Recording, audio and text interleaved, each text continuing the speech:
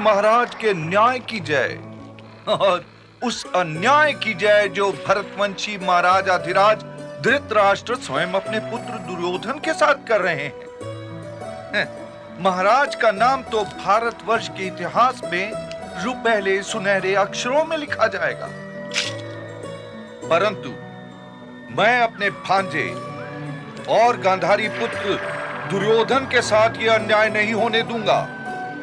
तो मैं क्या करूं? क्या कुंती से यह कह दूं कि वो पांडु पुत्रों को लेकर वापस वन में चली जाए? नहीं, मैंने ये कब कहा? भाई के अनाथ बच्चों की देखरेख तो करनी ही पड़ेगी, परंतु स्वर्गीय पांडु का वो भवन उन्हें देने की कोई आवश्यकता नहीं थी। वो भवन उन्हें देकर ठीक राजभवन में आपने उनके लिए उच्चाकांक्षाओं के बीज बो। इसी भवन में कुंती पटरानी बनकर आई थी भ्राताश्री। अपने स्नेह की गंगा के घाट पे स्नान करने की आज्ञा देने से पहले आपको अपने पुत्र दुर्योधन के विषय में तो विचार कर लेना चाहिए था। हस्तिनापुर के भविष्य की रक्षा तो भीष्म जी कर ही रहे, परंतु अपने पुत्र के भविष्य की रक्षा तो आप ही को करनी पड़ेगी ना, क्योंकि वो तो अभी बच्चा है ना।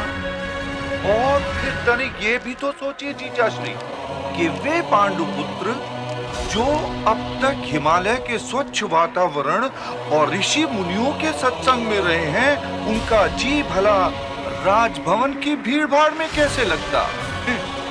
वे तो यहाँ संतुष्ट और सुखी रह ही नहीं सकते। वन में उड़ान भरने वाले पंछी के लिए तो राजभवन पिंजरे के समान हुआ ना।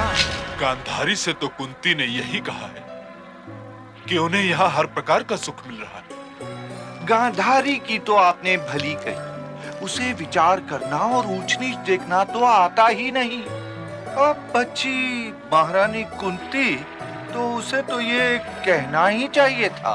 परंतु फिर भी इस राजभवन पर पांडवों का अधिकार दुर्योधन से कम नहीं। उनका कोई अधिकार नहीं। मैं उन पांचों को मार डालूंगा और उस भीम के साथ बैठकर तो मैं भोजन भी नहीं कर सकता। और वो अर्जुन न जाने क्या समझता है अपने आप को। मैले धूल भरी वस्त्रों समेत पितामह की गोदी में चढ़ गया।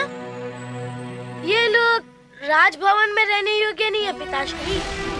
वत्स वत्स, अपनी उत्तेजना को दबाओ वत्स, अपने पिताश्री के अन्याय को सहन करना सीखो।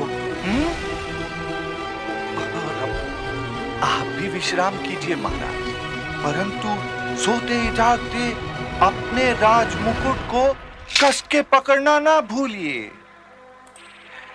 चलो वत्स, चलें।